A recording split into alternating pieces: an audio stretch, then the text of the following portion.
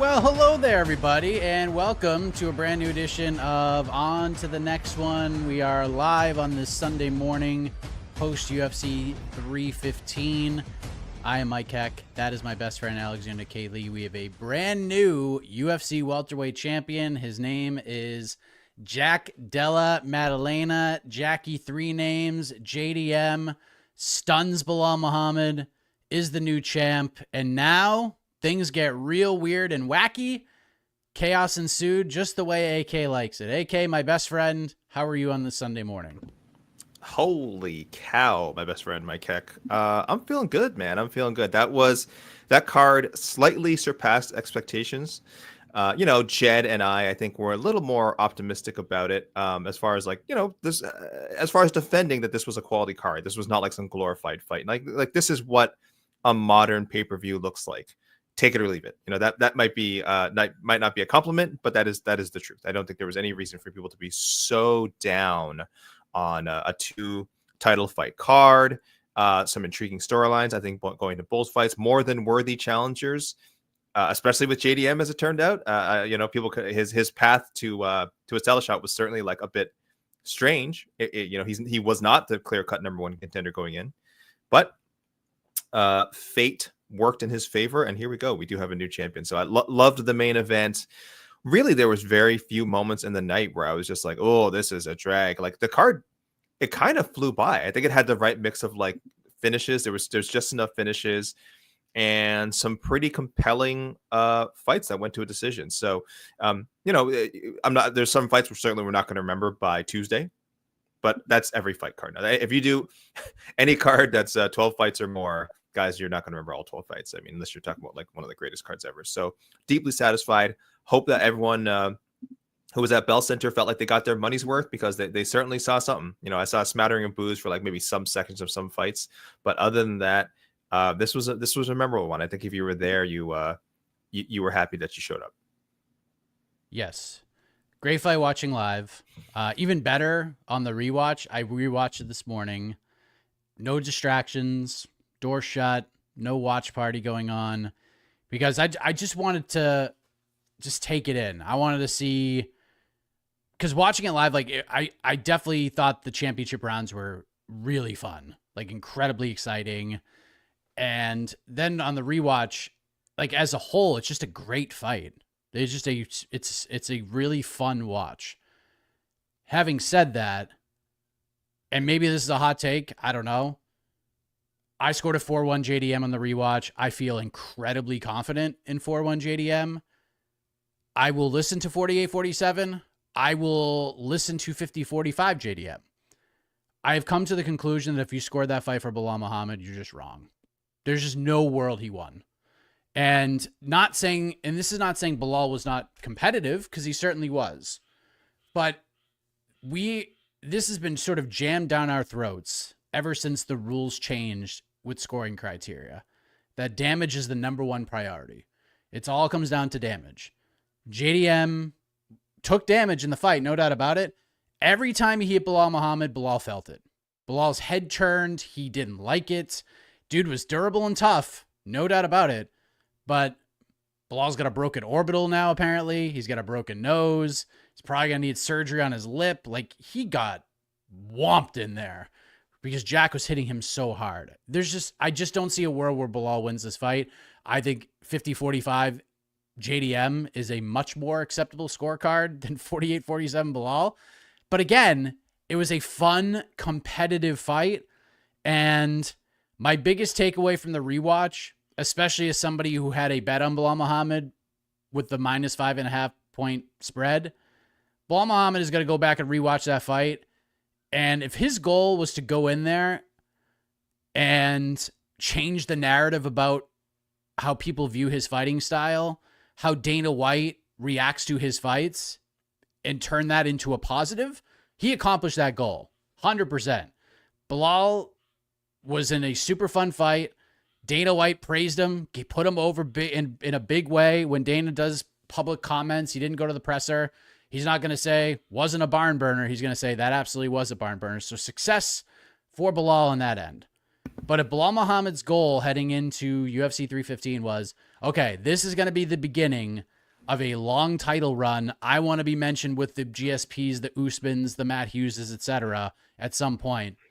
I am befuddled by his game plan. Truly don't understand it whatsoever. I don't know. I truly don't know. Him and his team are gonna go back and watch that fight and be like, "What the frig was I doing?" Like this is, and he still fought super competitive. But like, if he did Belal things, especially early in that fight, he probably wins. I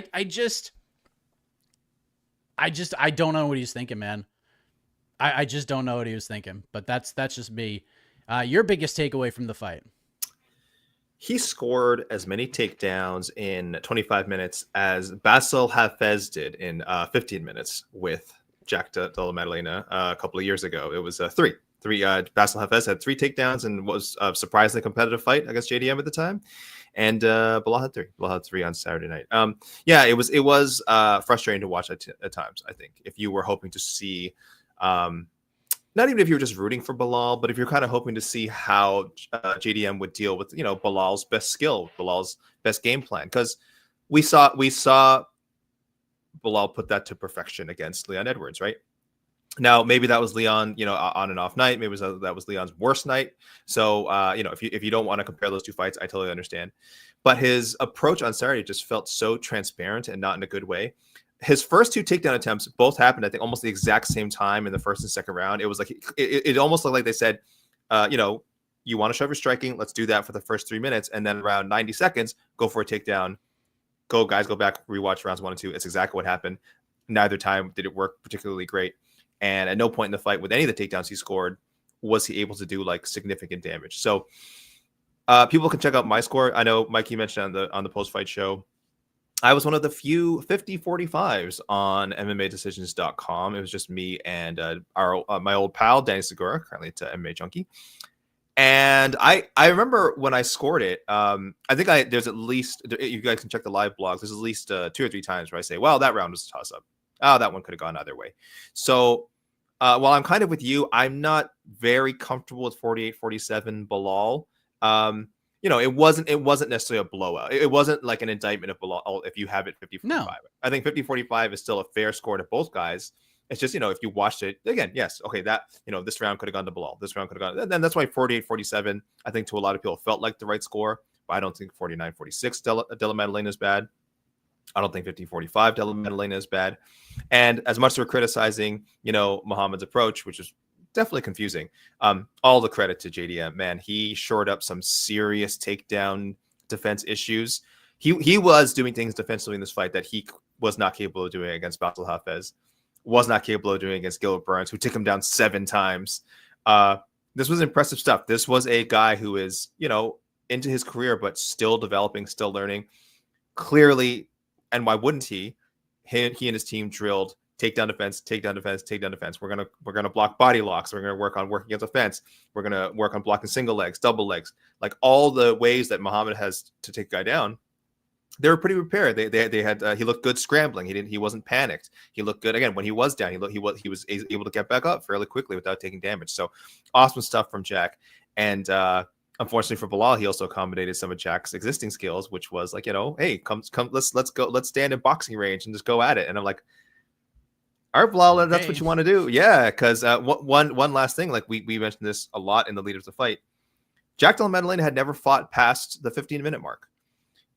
He even his title fights, on the regional scene, he had finished inside the distance. Never had to go past round 3.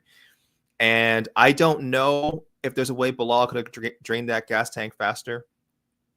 But the way he had JDM fight him, it was a very comfortable pace for Della Maddalena to the first 3 rounds. Very comfortable pace. What I think we can all agree, more grappling probably would have tired him out, changed up the rhythm and everything. But what can you say? Again, Belal fought a good fight. I do think he'll have some regrets when he looks over the footage. And it's going to be a long road to get this man back to a title fight at 170, if that is what Belal's thinking. Yeah, unless there's a backup emergency situation, Belal's not fighting for a belt again. It's unfortunate, especially with what has happened in this division. By the time Belal beat Gilbert Burns to when he actually fought Leon Edwards to where we're at now. So much movement in this division. There's so many big fights to make at 170. And that's kind of what we're going to talk about in a matter of seconds here because of what this win potentially means for the welterweight division and the lightweight division, AK, because JDM is the new champion. Last thing I want to say just about the game plan and all that. You could see JDM's confidence grow every single day through fight week, especially during the press conferences. Bilal's just saying a bunch of weird things. It's not about JDM at all. Everything's about, Colby and Usman. And sure, you have to answer the questions you're asked, but a lot of it is the Canelo hand stuff every single over and over again. And no mention. It wasn't about Jack. Like, he was so locked in fight week for Leon. Everything he said, like, kind of got to Leon a little bit. And what really turned it for me, and once I make a bet, I'm not going to go back on it. That face-off on Friday, I was like, oh boy, Belal might be in trouble. JDM looked like he was going to eat Bilal's face. It was like just a scary man. I was waiting for JDM to headbutt him because that's like the look, the psychology behind that face-off. Not that it says much, but Belal was just like, oh, I'm fighting this dude. And JDM's like, oh yeah, I'm fighting this dude. Like it. And then you could see it, like that first round to me was so crucial because of JDM's confidence rising throughout the week. And as soon as JDM got through that first round, he started feeling himself in there. He started getting more comfortable. And then by the time Belal started even thinking about getting takedowns, like JDM's confidence was so sky high at that point, and Belal just kind of let him in there, man. It's crazy. So yeah. JDM thrived off the confidence, living life, just started watching MMA. Shout out to him. But let's go into the matchmaking and get after it. Jack Della Maddalena, the new champion. Islam Makhachev has wavered and floated his spirit through this fight. All week, Dana White says, hey, you know what? Here's the thing.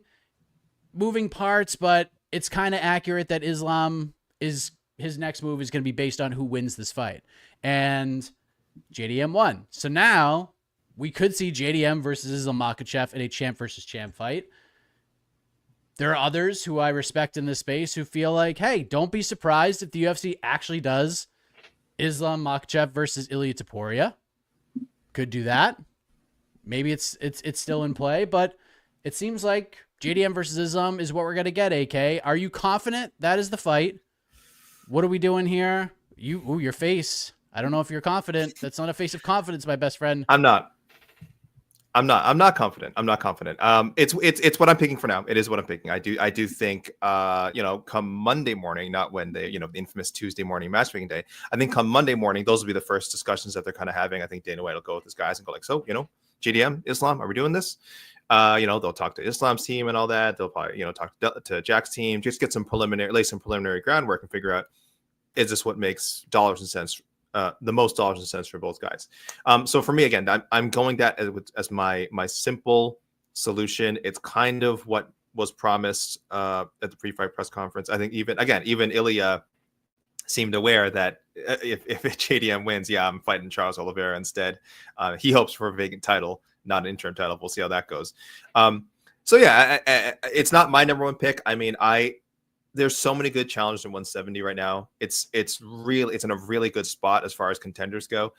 And I'd love to see JDM face one of them, right? We have got Ian Machado Garrett there, Shavkat Rakhmonov, undefeated, should have had his title shot already. Just had some bad luck with Belal not being able to make the December fight. We've got Sean Brady, who did great against Leon Edwards, dominated him. You could very reasonably give him a title shot. And then you have the outcomes of fights with like Kamaru Usman and Joaquin Buckley and Gil Burns, Michael Morales next weekend. It's a great line of contenders. That's part of the reason why I wanted Belal to retain, because I was like, oh, okay, cool. I want to see him build a title legacy at 170. Now JDM has that opportunity, but it probably starts with Islam. And I'm not against that either. I think it's a cool fight. If I had to choose, I'd rather see Islam versus Topuria. But after seeing the way JDM performed on Saturday, man, how can you not be intrigued to see how we do against the pound for pound best fighter in the world? Because he looked great against Belal, man. I mean, he looked great against Belal.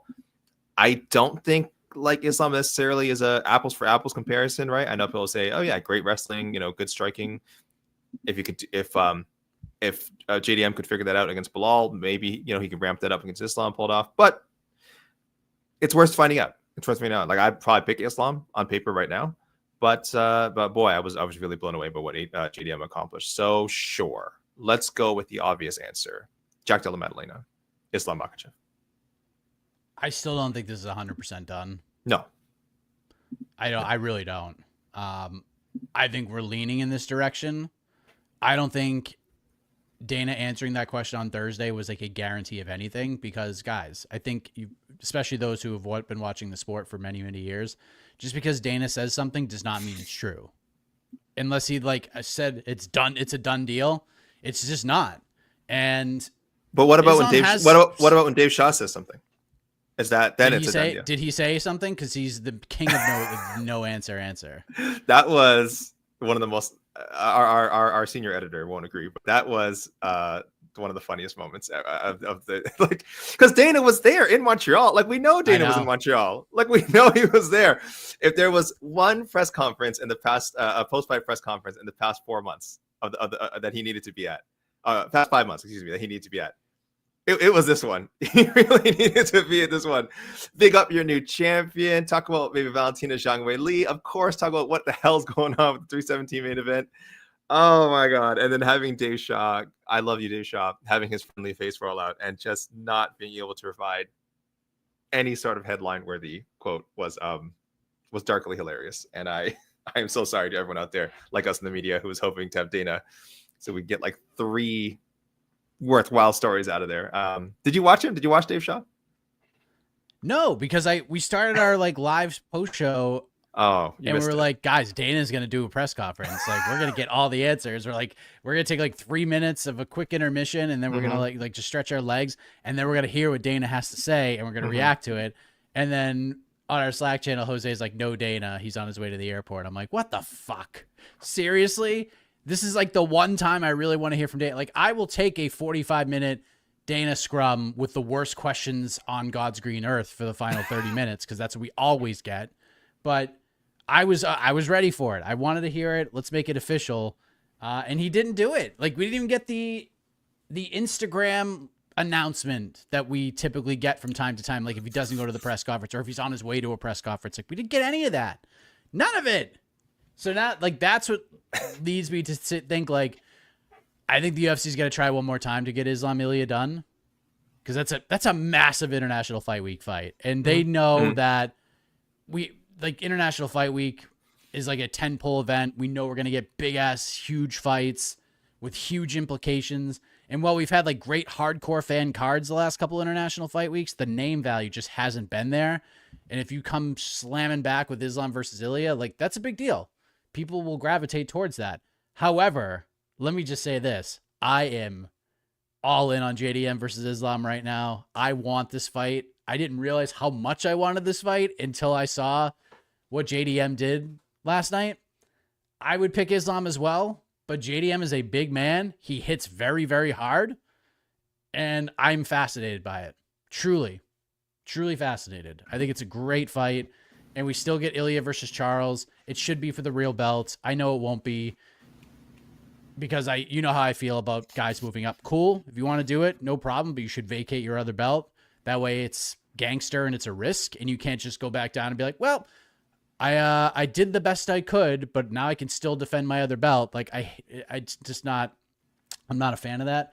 But if you're Islam in a power position, of course you're going to be like, sure, I'll do whatever you want me to do, but I'm not vacating this title. And what's the UFC going to say? No, of course not. So in this case, I understand why it's not happening. It is still kind of silly. But at the end of the day, JDM versus Islam rocks, and I'm very excited for it. Mike, since 317 is just around the corner, could we do both? Could they work something out where they say we're going to do Islam and Ilya, and then near the end of the year, November, December card, or October, November, December. When are they going to Australia? I think it's supposed to be sometime this summer. That's okay. Okay, you definitely can't do both then. But let's say they convince Jack okay, your first title defense, it should no, no, his first title defense almost has to be in Australia. It almost has to be. That's just how, again. 100%. Yeah.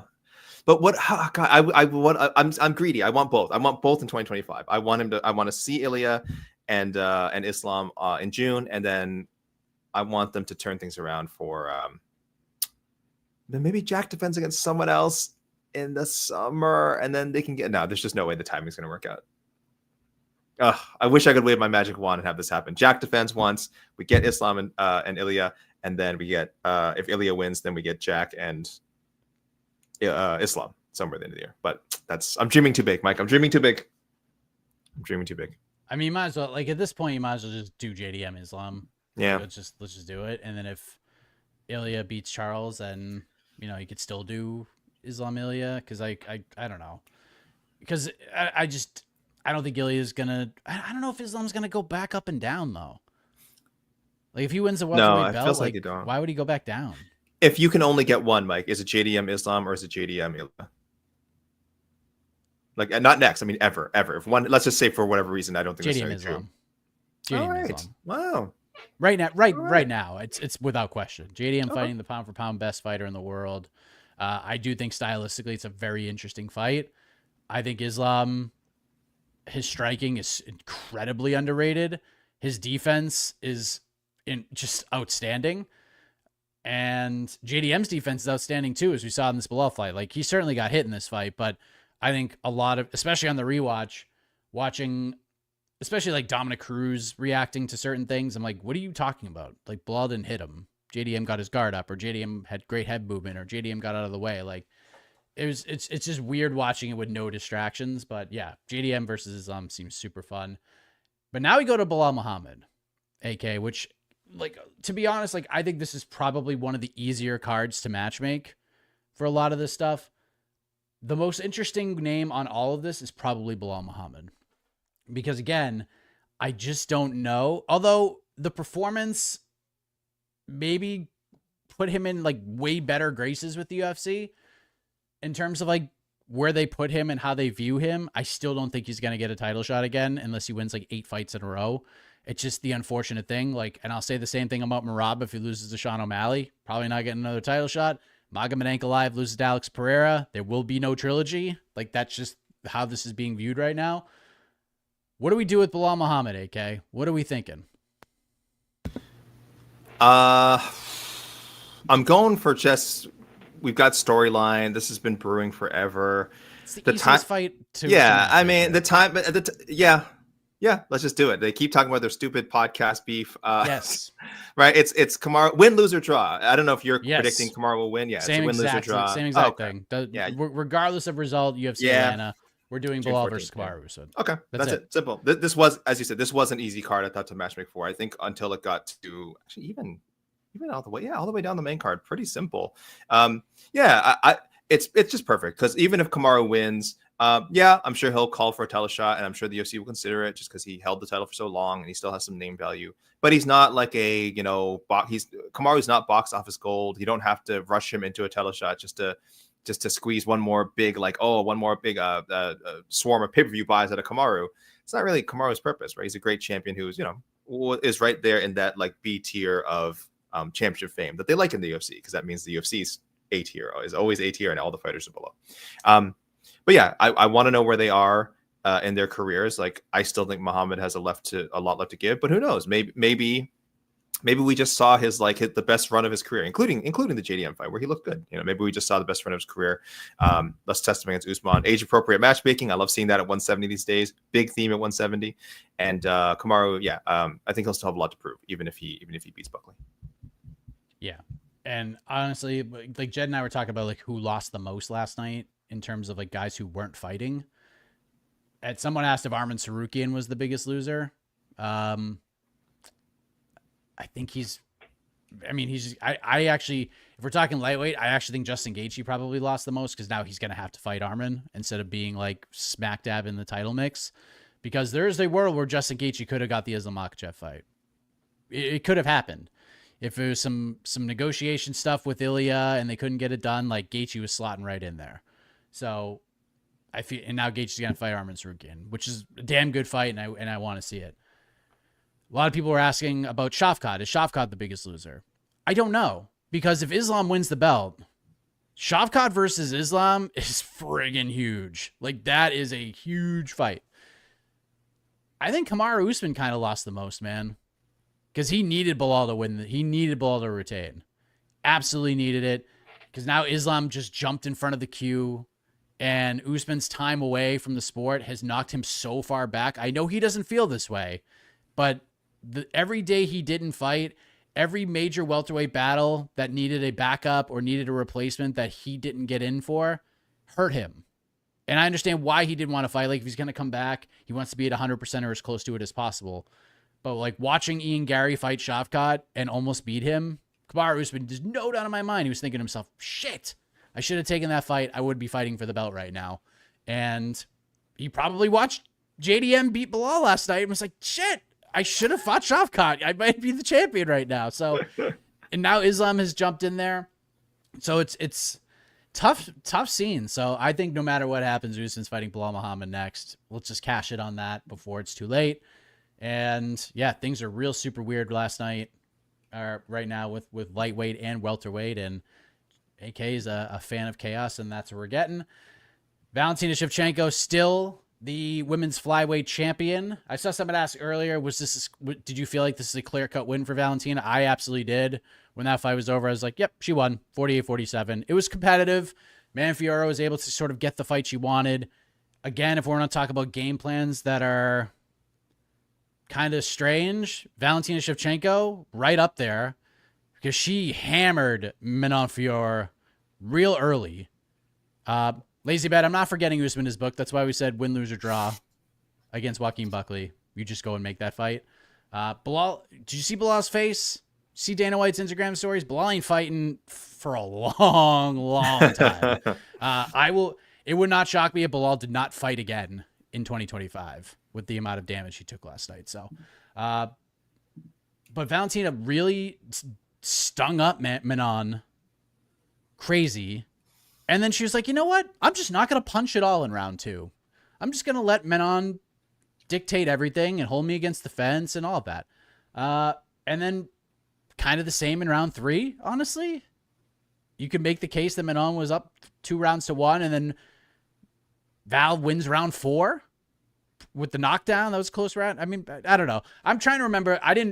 Trust me, I did not rewatch this fight. I don't think there was really a need to.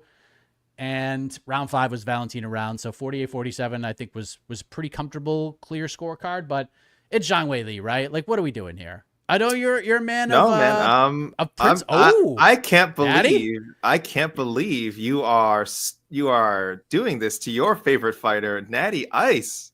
We are one of the main drivers of the Natty Ice hype train, and she took care of business on Saturday, and I think deserves a title shot. I'm not crazy. I love the idea of Zhang and Valentina fighting. As Jed put it on the post-fight show, this is quite literally 2 of the 3 best women's fighters of all time.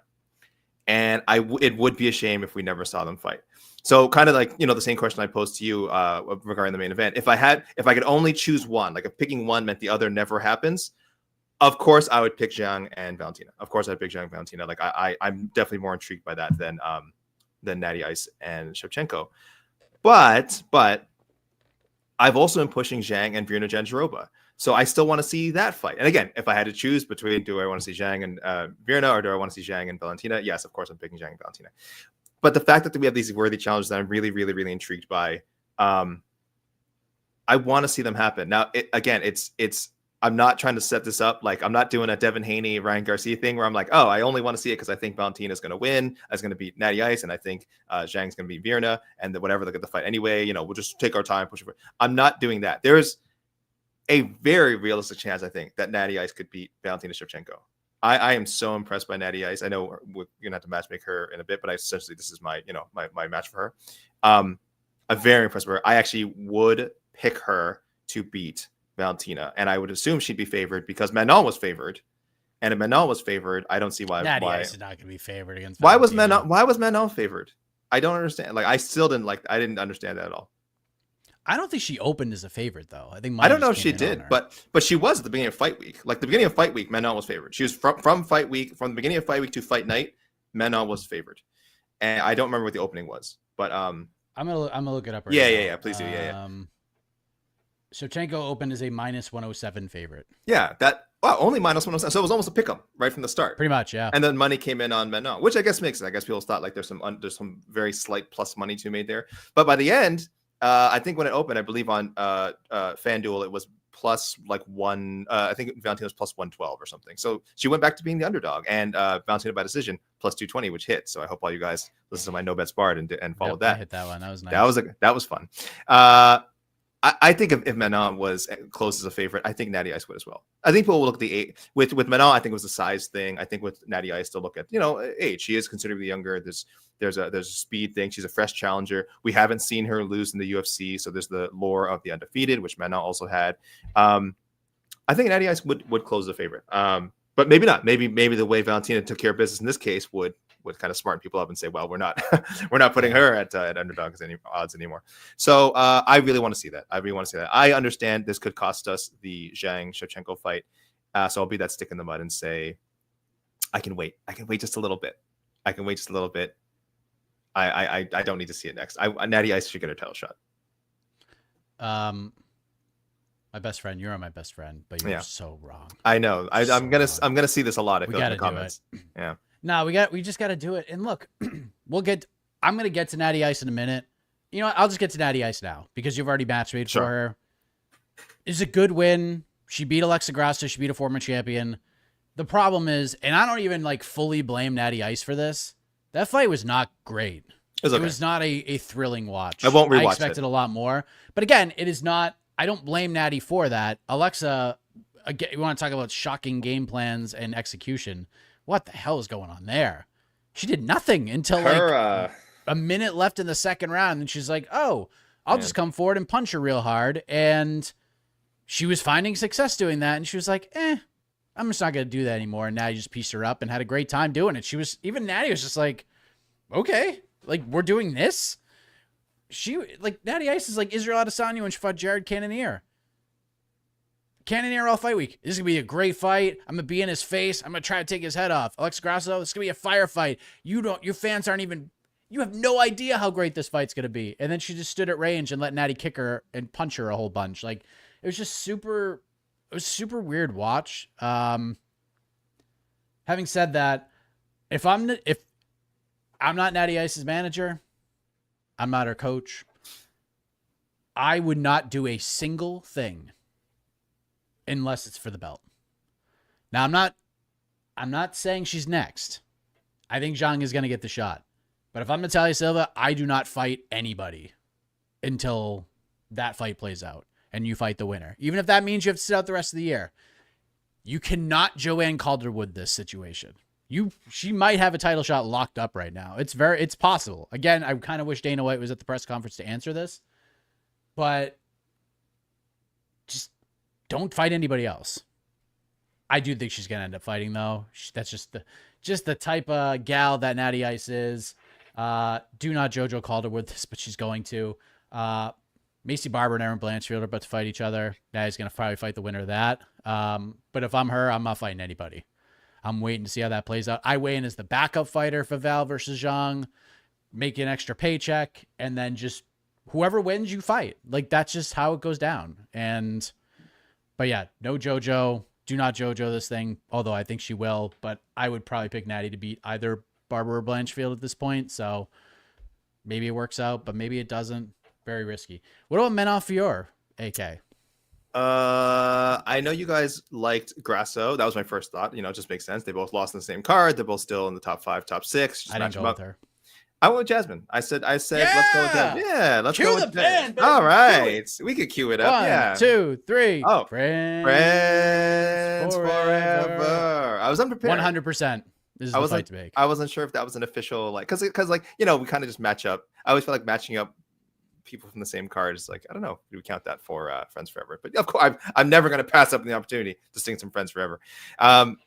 Yeah, Jasmine deserves a big fight, and Jasmine deserves a big fight. There's other people on the top 6, top 7 that you could probably find for her, but what more do you need to do with her? Like, she's not a spring chicken.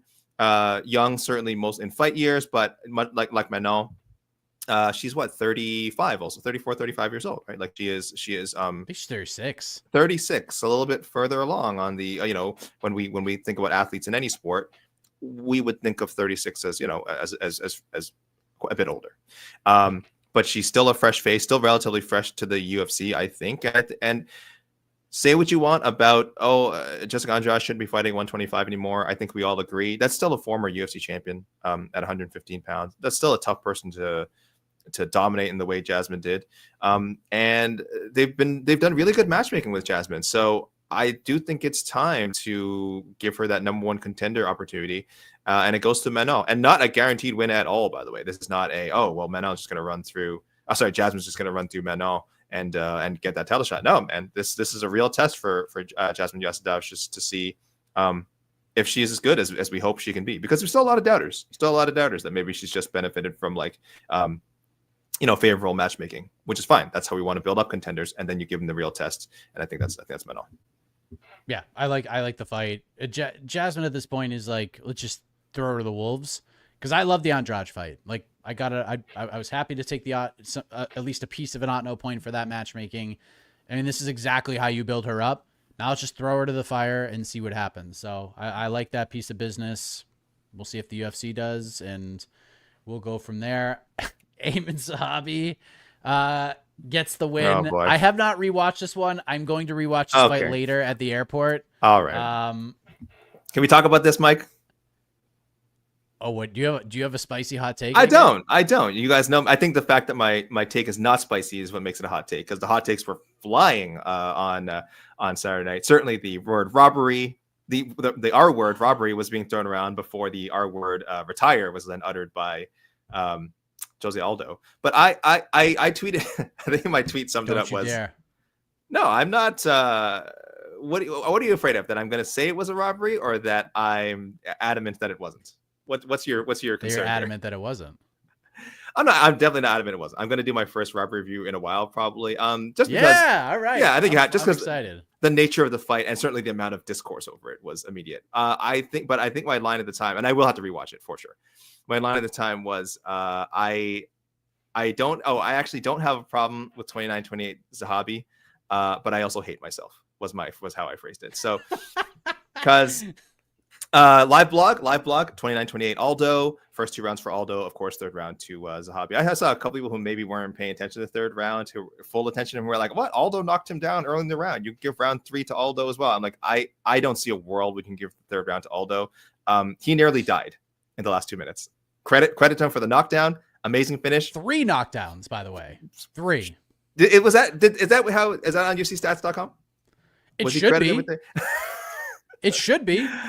Because he knocked Aiemann down, kicked him in the face. Aiemann got up. He knocked him down again, kicked him in the face. Just the one. Got back up, knocked him down again. It was 3 knockdowns. I believe the first knee that kind of put Aiemann down, I think that was considered a push. I think it was considered a push and not a knockdown. I think. I could be wrong. I'm just saying UFC Stats only has the 1 knockdown. I'm just trying to figure out how they might have only given 1. I think in the moment I was actually unclear whether he caught him clean, like on the chin, and actually knocked him down, or whether he was kind of already reeling from another Aldo strike and kind of got pushed down. So either way, officially only 1 knockdown, but I just don't see how you can watch the last 2 minutes of that round and say that wasn't a Zahabi round.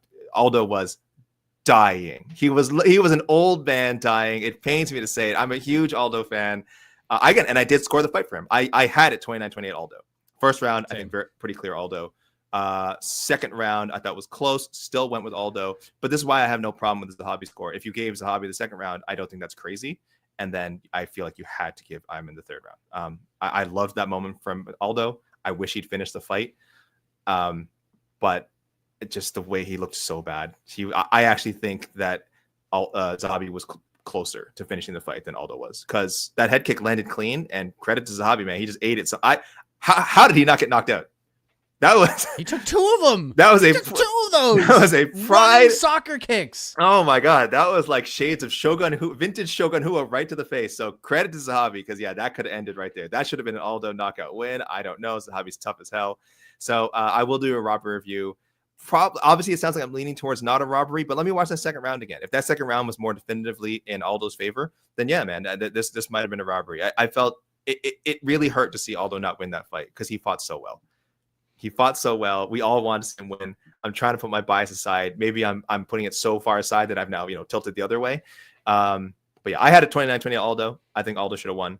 That third round was just tough to watch though, and honestly, you almost could have had a 10-8, even considering Aldo's success early on. I almost think you could. Insane thing I don't think so at all. I don't. 10-8? Aldo was dead at the end. He was literally but it's dead. Not because Zahabi beat him senseless. It's because he's dead. Dude, he beat himself senseless. I know, but I'm saying it doesn't matter. It's a terrible visual. Zahabi probably could have finished that. For being honest, yeah. But he was also.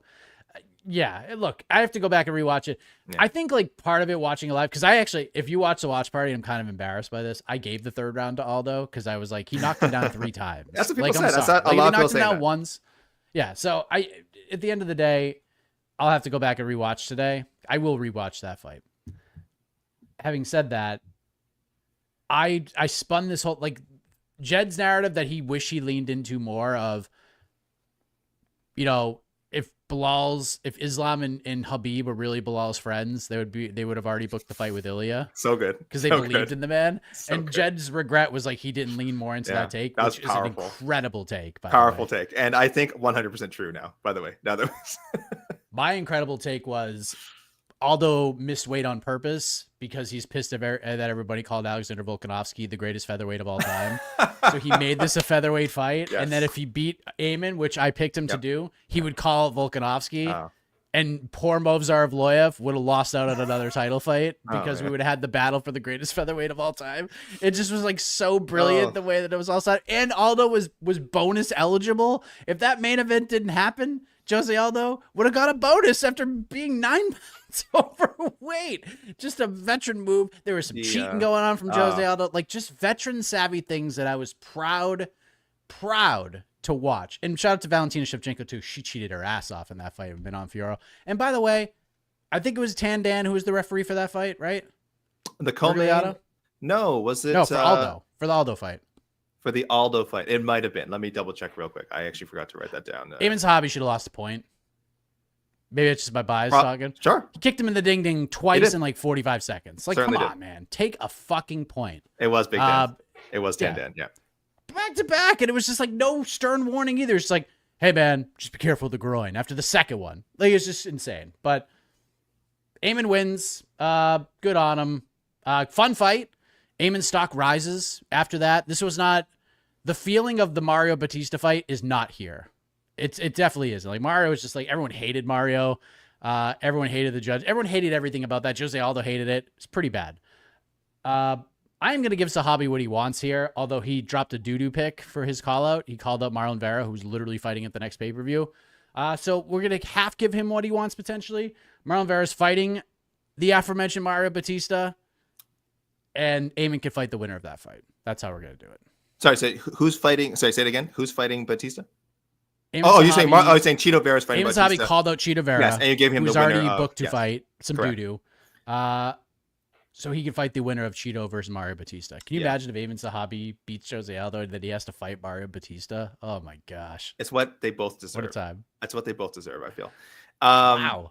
No. So I had on a previous show, I wanted Montel to get the winner of that fight. So I actually still kind of think it makes sense for Zahabi to maybe get the loser. And in a way, I might give him what he wants because I think I am picking Mario Bautista to win that fight. So in a roundabout way, Aiemann will get the Chito Vera fight that he's looking for. So yeah, I want So I'm essentially saying I think it's going to be Montel, Jackson, Mario Bautista, and it's going to be Marlon Vera versus Aiemann Zahabi. That's what I think. Yeah, I feel good about that. And I love the comment about the return to featherweight. This was brilliant stuff. This was like, and I think you would know better than I have. This hasn't happened, I don't think, to any of the sports teams that I follow. But I think this happened with the Patriots, right? This is like when an athlete they signed the one-day contract with the team to say, "Oh, I retired as a Patriot" or whatever. This was that. This was to Jose. You know what? He can say, "I retired at featherweight. I retired at the division that I ruled over for years." So well done. He signed the one day. This is how we'll remember him. A great effort, arguably a robbery at 145 pounds. Can you imagine if Aldo got the nod and he called out Volk? Like he'd be the front runner fighter of the year. I'd be crying. I'd be so It'd happy. be incredible. Like it would be the greatest watch party reaction of all time. Don't retire. Well, actually, it might not be the greatest watch party reaction since the Jet and Mike era, because that happened in the previous fight, the main card opener. We already talked about Natty Ice, so you can go back and check that out. Benoit Saint-Denis fought Kyle Prepolek in the main card opener. Jed and I both had bets on this fight. Jed had the over 1.5. I had the under 1.5. And Jed won the bet by 5 seconds because BSD just didn't really. I mean, he just wanted to tackle him in the first round, but not deliver a whole bunch of punishment. Shout out to Kyle Prepolek for holding BSD's arm for almost an entire round. I don't know how he did that. Pretty impressive stuff. And then BSD just was like, all right, I'm done with this, and just beat the hell out of Kyle Prepolek. But our reaction, we have it time stamped on the watch party. You can go watch it. I'm livid. Jed is laughing hysterically with his victory. But good bounce back for Benoit Saint-Denis. He was like, all right, Mateusz Gamrot, we could fight. Now we can talk about it. Of course, Gamrot is booked against Ludwig Klein, so maybe we could put that fight together. But there's a lot of options here. Jed and I ran through a bunch of them during the watch party. Where does Benoit Saint-Denis go after getting back in the win column, AK? Firstly, Mike, Jed had the inside scoop from me about Kyle Prepolek. I know. Yes, I you know. should. He No, told that's me all right. about I told him. I said this guy has not been finished since 2013. Man, he don't get finished. He's tough. I mean, he did get finished. But I think he's more durable. Sure I think most people were expecting people to run through him. I had a bet on FanDuel just to make round 2, so it was much less stressful for me. Though still somewhat stressful. I did see some of he was going for those chokes pretty hard, BSD. So I was a little concerned. But once that time ticked away, I was very happy to take a small plus money win there on Kyle Prepolek just surviving the first round. So yeah, you got to have faith in us Canucks. We're tough. Though again, it was literally a difference of 6 seconds technically, because 229 Mike would have cashed. I got lazy here. I got real lazy here. I just said, is it? I didn't see a lot of people suggesting this either. Is it wrong to rebook the Joel Alvarez fight? Like, I still want to see that. I don't feel. No. First of all, when you put those two guys together, it's never wrong. Okay. No, I'm not saying no. I'm saying yes. Yeah, it's not wrong. Yeah. It's never wrong. Yeah, never wrong when you put those two guys together. Joel Alvarez doesn't sound like he's going to be out for a long time. Says he's got a hand injury. He said I think hopes to be back in training in 3 weeks or something. So hopefully nothing too serious. And I see someone asking in the chat, did BSD gain any stock? And like he didn't lose stock, but that was big for him because he had lost stock. I think with the Renato Moicano loss, the Dustin Poirier loss was whatever. Huge step up for him. He looked good at moments in that fight, and he lost. He lost to a more experienced guy, one of the 5 best lightweights ever. No shame in that. Renato Moicano was a straight up just humbling. Was just like, oh wow, like this is a different level that BSD isn't at yet. So this was kind of a recalibration for him. I think Joel Alvarez was the right matchup. That's closer to the range, I think, where BSD is at. He's only been fighting pro for 6 years. And having to go through Prepolek, whatever, that's just taking care of business, late notice replacement. I still want to see where we're at with Joel Alvarez. Love that fight. I moved on from it for now. We can always revisit it. Just because I don't really know what's going on with Alvarez and how long he will be out for. I went Grant Dawson. That's what I went with. Going back to the well. Let's just go ahead and do that fight. I know Grant Dawson's calling out Michael Chandler, which, by the way, love Grant Dawson. He is hilarious. I love how he's like, normally I don't call out guys on long losing streaks who are older than me, yet he called out Tony Ferguson for like a year and a half, which is hilarious when Ferguson was just way down and I was on the show being like, no, if you make that fight that is promotional malpractice, this is a terrible call out. Please don't do this. I don't think he's going to get the Michael Chandler fight. If he goes out and fights BSD and beats up BSD, maybe he gets it. Maybe he gets what he wants. But beating Carlos Diego Fajeda and then going to Michael Chandler, not the kind of trajectory I want to see from Grant Dawson. Grant's going to be kind of in a position like Belal where people like him, but he's going to have to win a lot of fights to get a title fight at 155, especially with the current landscape. So, yeah, BSD Grant Dawson, fun-ass fight. It's one Grant could win. It's one BSD could win. So, good performance for BSD. Did what he needed to do. To me, he needed a 30-25 or a finish for his stock to not drop. And, yeah, he dominated, got the stoppage. Let's go to the wild card round, AK. Match make for one fighter we've not match made for yet. And match make for them right now. I'm going to go first, AK. Please. I'll go first. I was not on to the next one last week.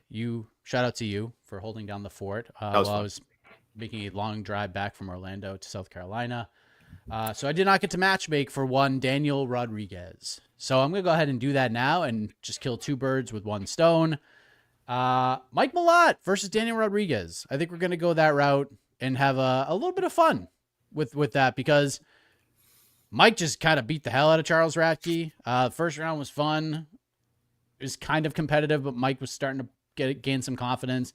And then that was a brutal ass knockout, man. I thought he was definitely going to get a bonus. Radtke was in a really bad place after that ground and pound that Malott delivered after he thumped him. And shout out to Charles Radtke too, man. Like, you may not have to like the guy, but he did everything you can ask a prelim fighter to do on a pay-per-view card. He drummed up excitement. He made it worth watching. He created his own storyline. And at the end of the day, if he won, he would have gained a lot from it, but he put over the hometown talent. And Mike Malott was like the star of the card because of what happened. He looked like a couple of Billy because of how Charles set him up.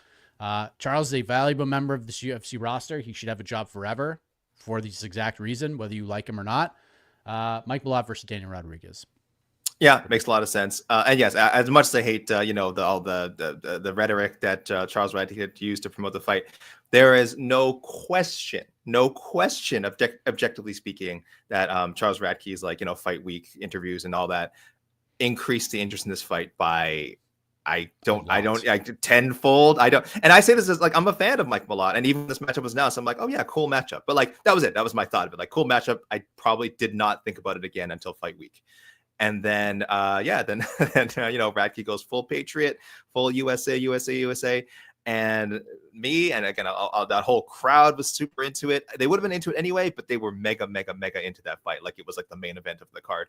So again, I personally don't like that stuff, but you cannot deny that the way Radtke approached it, increased the interest of it. And I would say, while he may have crossed the line with, certain comments in the past, I don't think he said anything this week that was really offensive. If you're against, that kind of nation versus nation, whatever, culture versus culture promotion in the first place, then yeah, I mean, you probably think it's awful.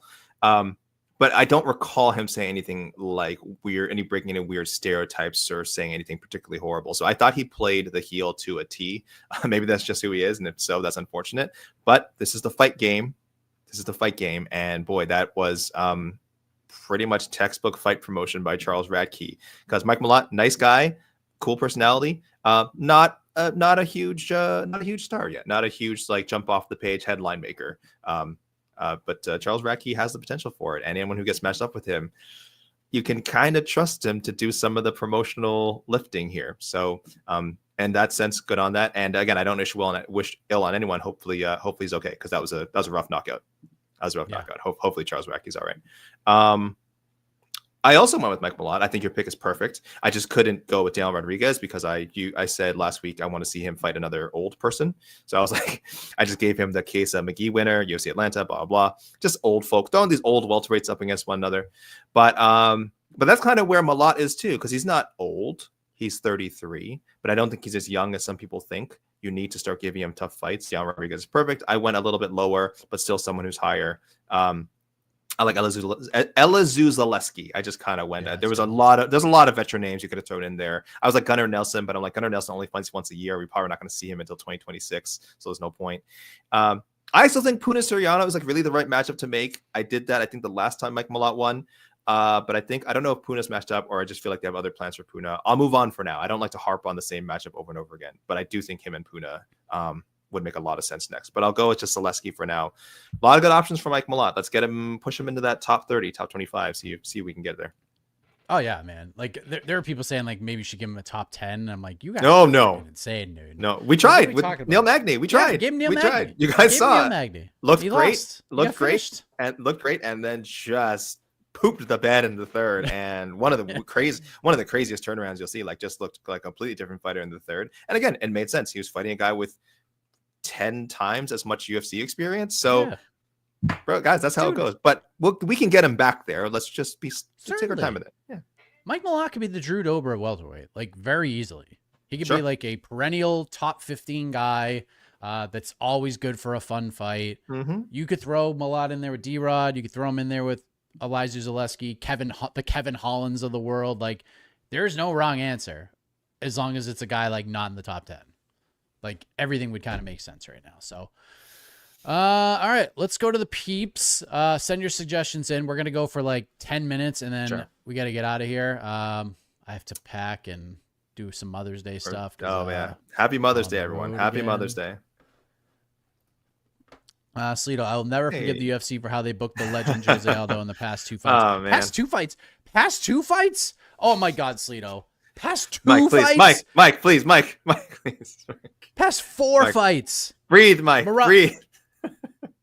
Merab Dvalishvili versus Jose Aldo, to this day, is the worst booking in UFC history. It is the worst booking in UFC history. Jose Aldo, who should have gotten a title shot, had to watch TJ Dillashaw with one arm fight Aljamain Sterling in one of the most ridiculous. That was like maybe the second worst matchmaking is doing TJ Dillashaw versus Aljamain Sterling. And then he takes time off because of how bad this all was. And then they rebook him with Jonathan. They book him against Jonathan Martinez in the return fight. Okay. And he beats Jonathan Martinez in Rio. And that was the last fight on his deal. That was the free and clear fight. That was, okay, Jose Aldo is coming back so he can leave the UFC. And then he can go box and be on the Jake Paul cards and do game bred boxing or whatever.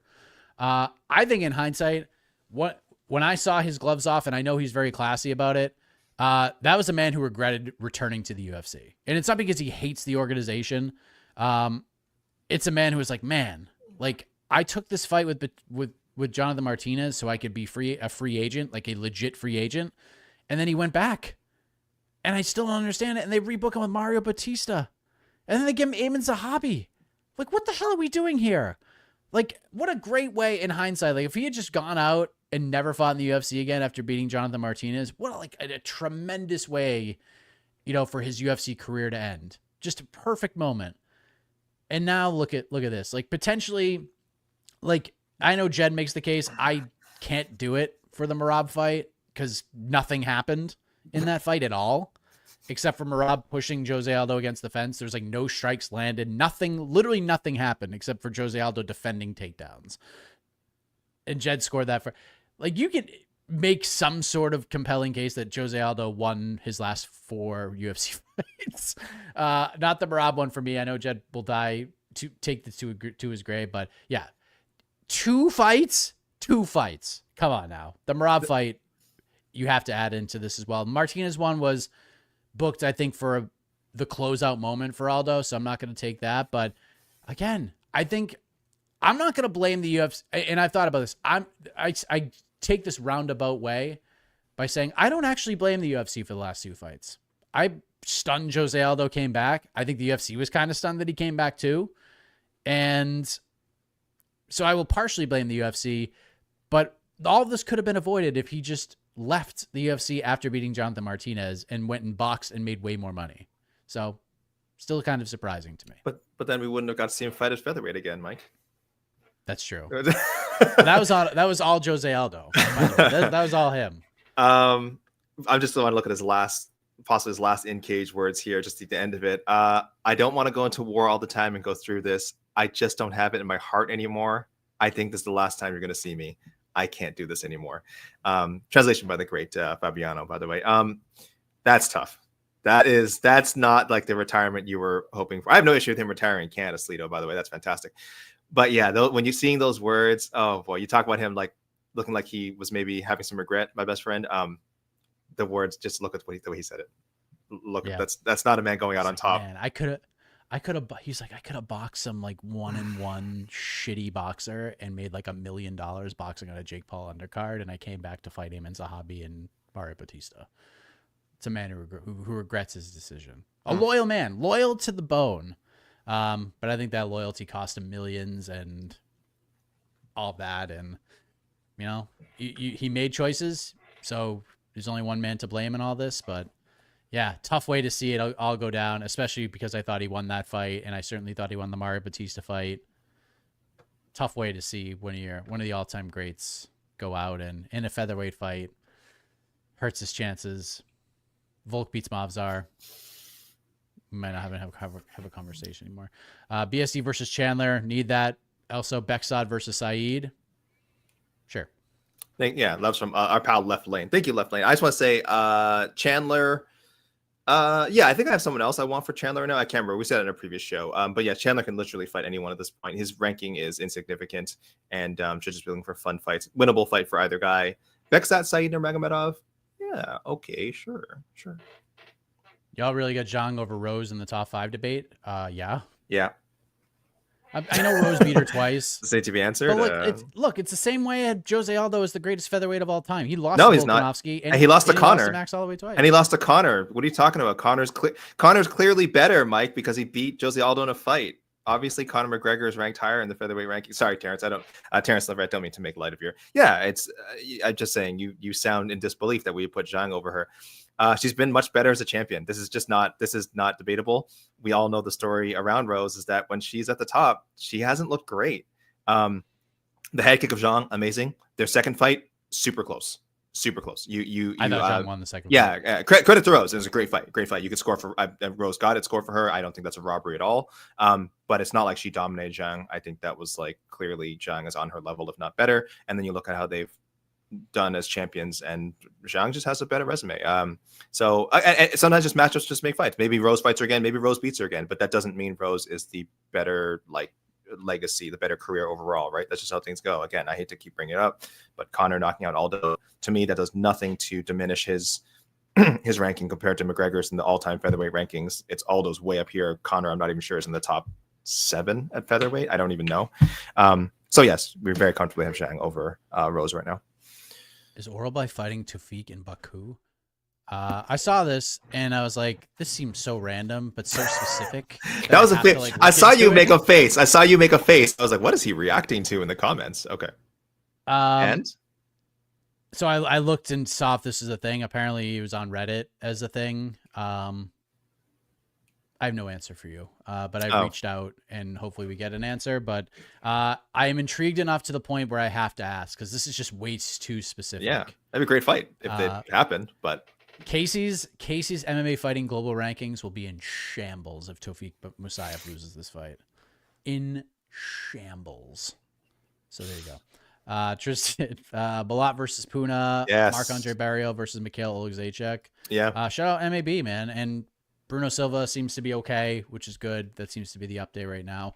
Let me pull up what I just saw earlier, translated by our own Guillermo Cruz from his Instagram stories. Quote, stopping by to inform that I'm fine. I went to the hospital and did exams. It's all okay with my health. I've received a lot of messages from people that really like me.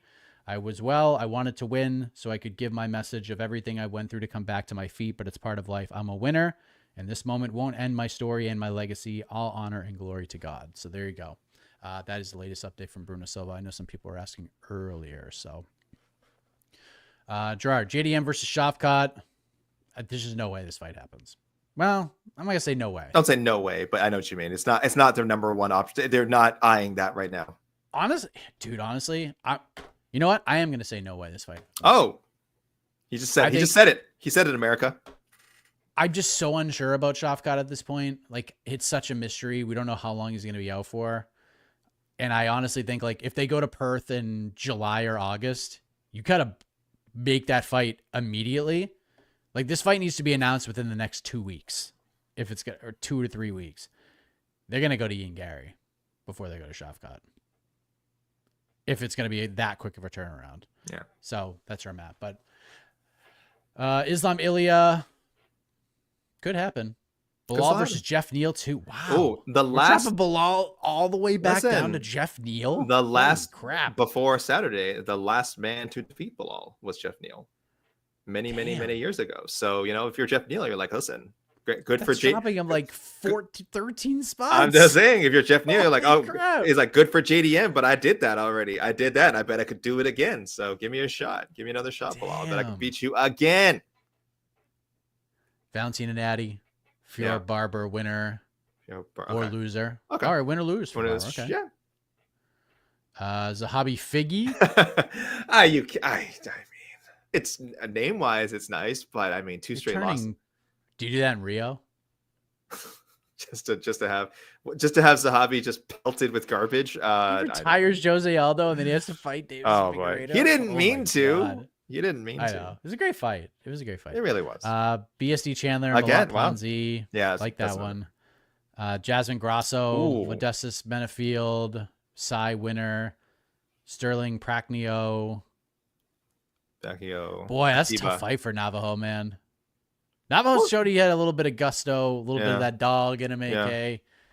Barrio versus Gautier. I don't. Same thing. I don't like either. Huge experience gap right now. I don't love either of those. Grasso and Jasmine. I'm honestly worried about. I don't mind that. I don't mind it. I just think I don't know where Grasso is right now because she's young, but she's been fighting for a long time. People forget she was in her early 20s when she turned pro. Like she was this prodigy, right? At 115. Her body language when she's losing is rough. Like her facial expressions, you just see she's just when it's not. You saw the third Valentina fight. I mean, by the end of round 2, she just looked like I have no answers and I'm just going through the motions now, just to not get hurt and the same thing happened. I think you said Natty Ice. It's she clearly knew she was down on the scorecards, and boy, between rounds, maybe it's just her face, maybe it's just the way she carries herself. I don't know, but she looks so down right now, and that's a very bad place to be when you're fighting at the level she's at against the opponents that we are proposing to book her against. Because Jasmine's going to take her down early on, probably, and rough her up a bit. Jasmine might just run her over, man. And even if Grasso survives round 1, if she heads back to her corner, slumped shoulders, miserable look on her face, it's just I'm really worried about her. She still clearly has the skills to be a top tier fighter, but she's been in this game longer than I think people are remembering, and I don't know if it's starting to take its toll on her. It would take its toll on anybody. Yeah, and think about it this way: Grasso's younger, but has more mileage on her fight wise. Jasmine's older, but has way less mileage. Yeah. Jasmine is not someone who has been training for a long time. She is a prodigy that realized she was good at MMA less than a decade ago. She went with her boyfriend to a training seminar, who is a coach. And the boyfriend was like, yeah, just come with me on this trip. I'm going to train a bunch of people. And then after the seminar was over, she started hitting pads and they were just like, what is happening here? And then they realized that she was just naturally excellent at MMA. And then she made her amateur debut in 2017.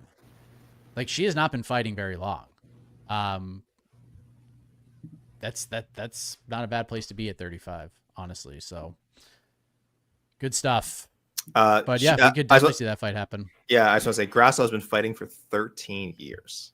She has been, and some tough fights, high level fights. So I don't know. Aldo is overrated. Stop it. I saw some. Can we ban him? I saw several anti-Aldo comments, and I'm like, just stop it. This is truly one of the worst takes. I'm not going to. Aldo sucks. The only one in the early days when he had no competition. Stop. Why did you bring that up? I saw that. These people do not know. They just don't know. God. Mike, people don't know. I'm not going to call people out. Tell me you started watching MMA in 2024 without telling me you started watching MMA in 2024. That is just an all-time worst take. I'm not going to ban. This is a free country. We both live in free countries. You're allowed to have your opinion. It's objectively wrong, and that's okay. This is okay. I'm okay with this. This is objectively right. Have him fight Jay Ellis. This is what we're looking for. J Ray B02. The UFC has not utilized Jay Ellis enough. Guys, UFC has that. He should have fought at least 10 times in the UFC by now. He should be 0-10 against some of our most favorite fighters. Can Shavkat be the next Zabit due to injury? No, he's already achieved more. I love Zabit, but he's already achieved more 100%. Tangibly than Zabit did in his brief UFC career. For sure. Yeah. Kind of similar runs though. It's not a terrible comparison, but I think he's a little bit different. Shavkat lost all the momentum in the Ian Gary fight. Round 5 was man, if this is 7 rounds, Ian Gary wins this fight. And when Zabit fought Calvin Kattar in a main event that he pushed to make it 3 rounds, Kattar won that 3rd round. It was man, if this is 5 rounds, Zabit would have lost. So kind of similar in some degrees, but I think Shavkat's going to fight. It's going to be all good. BSD versus unranked Rebechki. I really wanted Matusz Rebechki to be the backup fighter for the Jola. I wanted him to step in. Yeah. That absolutely ruled. Klein is booked, by the way, against Matusz Gamrot. Mm-hmm. But he could still get it. If Klein beats Matusz Gamrot, that's the fight he could get. or versus ranked Chandler or Fiziev. Fiziev is booked, by the way. He's fighting Ignacio Bahamondes at UFC Baku. I don't know why Gamrot is being matched with unranked Klein. It's a big step down for Gamrot. Is it? Klein's won like 6 in a row, hasn't he? I think rankings wise, people are overlooking Klein, but yeah, he's on definitely the right kind of streak that people are like, oh yeah, if they look at, he's got that momentum. I think Gamrot, I haven't seen the odds. It's got to be at least a -250 favorite or something, but yeah, I think it's like -200, maybe a little less at the end. Yeah, former Tush Gamrot, the backup fighter.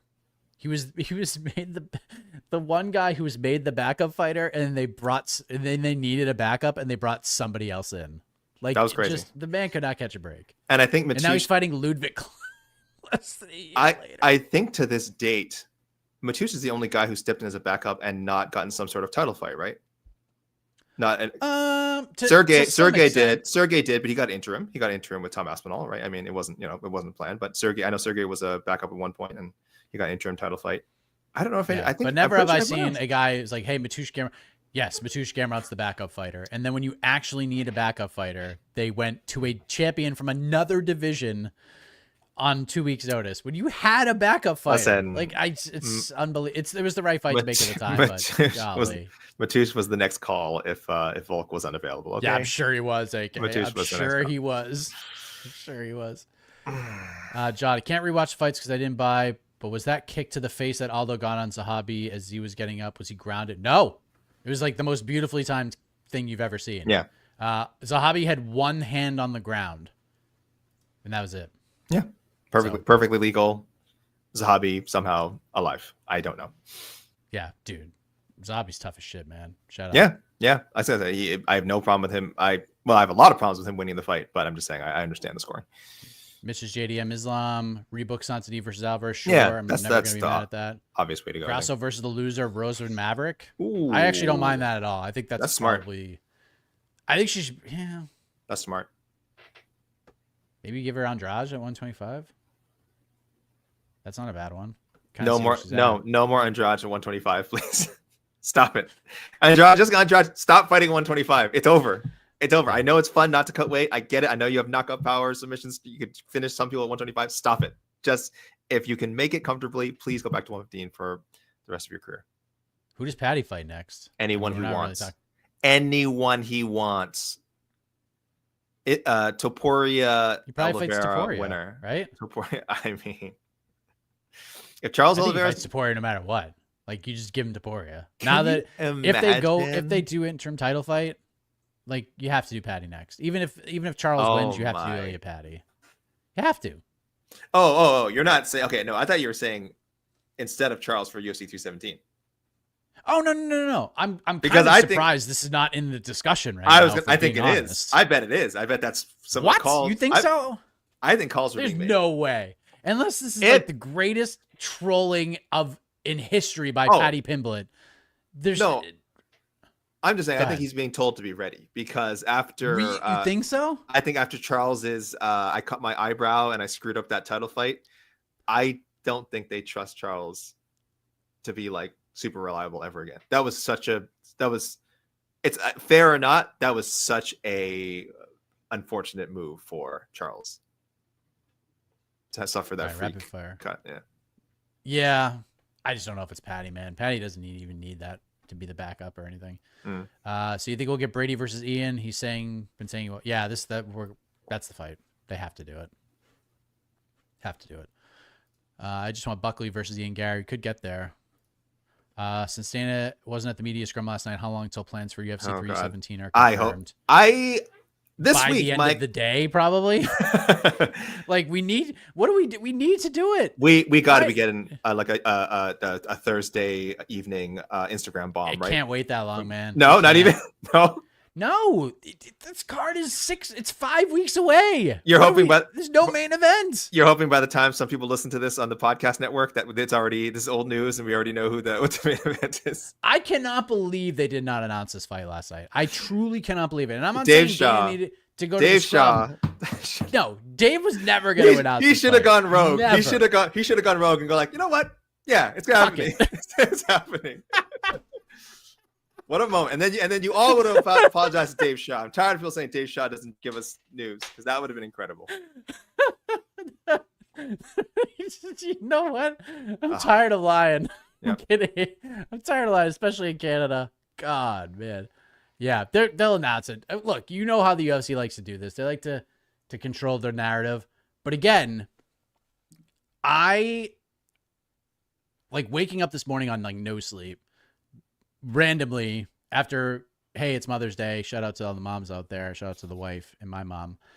Was, you know what? Islam JDM might not be a done deal. Because if it was, they would have announced it immediately. Maybe Islam's being a pain in the ass right now, which I would respect the hell out of. By the way, it would be such a gangster move. I know who his manager is, so maybe it probably doesn't happen. But be badass, man. He's got so much power right now, Islam. It's like not even funny. Maybe he's being a good bro and going like, listen, I'll fight Topuria. I'll sign on to fight Topuria, but give my boy Belal an immediate rematch. How about that? Maybe. Maybe. The opposite of what Jed has been suggesting, that the Nurmagomedov Makhachev clan has been like all along knowing, not having Belal's back. Maybe it's the opposite, Mike. Maybe they're like, yes, I am. The reason we haven't signed on is we want to make sure that if win or lose, Belal gets another shot at the title. Being a good bro. 0.00002% chance of that. No. If the conversation is like, listen, I want Belal to fight Kamaru Usman next. Okay. You'll get your wish. Then we're in business. Like, I mean, this is the UFC after all. They're only going to negotiate to like a certain extent. But at the end, like the UFC could literally do Pants versus Kai Kara France as the main event for International Fight Week, and we'll complain and be pissed about it, but it will sell 22,000 tickets and sell out, and they'll break the Vegas gate record with that fight. It's crazy. Like, it's absolutely wild how on fire they are. They sold that building out last night, even though there was like 3,000 tickets or like 3,000 tickets resale and unsold tickets by like Wednesday or Thursday. They still sold that building out. So I believe Big Dave said the highest. Uncle Dave said the highest for any non-hockey related, I think, event. It was the highest grossing, which is, again, we're talking about Canada here. We're talking about the Montreal Canadiens. So that's a big deal. That's a pretty damn big deal. All right, Michael Love versus Brian Battle. I thought about that.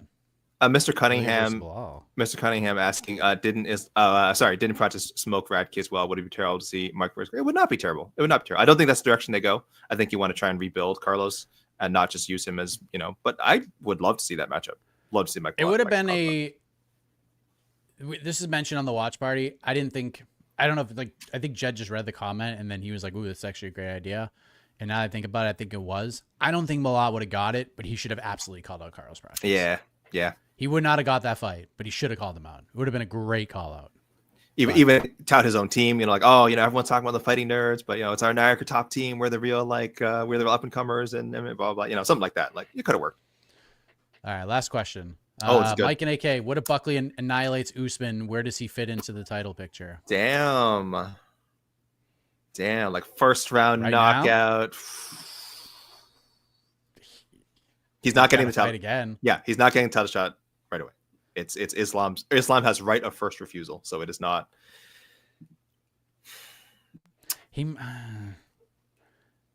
Buckley probably needs to fight like immediately after. Like, it's just such a weird division right now. Like, if Islam wins the belt, like, boy, that division's gonna slow down a bit if he's gonna go back and forth. So I don't know. Ian Machado Gary, right? That's the fight to make, right? You got that little weird beef there with the weigh-in skerfuffle they had. Yeah, but I think Ian should fight Sean Brady. Like, sure. That's the fight. That's it. I don't know, but yeah, I was wrong when I said Aldo had no early competition.